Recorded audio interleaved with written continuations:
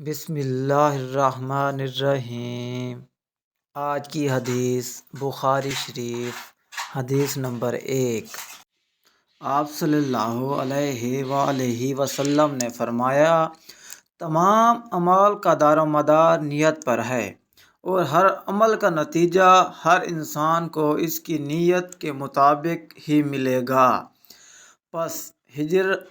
پس جس کی ہجرت ترک وطن، دولت دنیا حاصل کرنے کے لیے ہو یا کسی عورت سے شادی کی غرض سے ہو، پس اس کی ہجرت انہی چیزوں کے لیے ہوگی جن کے حاصل کرنے کی نیت سے اس نے ہجرت کی ہے۔ یہ ہے ہماری آج کی حدیث نمبر 1 بخاری شریف۔ اسی طرح کی مزید حدیث سننے کے لیے ہمارے چینل کو لائک اور سبسکرائب کریں اور بیل آئیکن کو دبانا مت بھولیے۔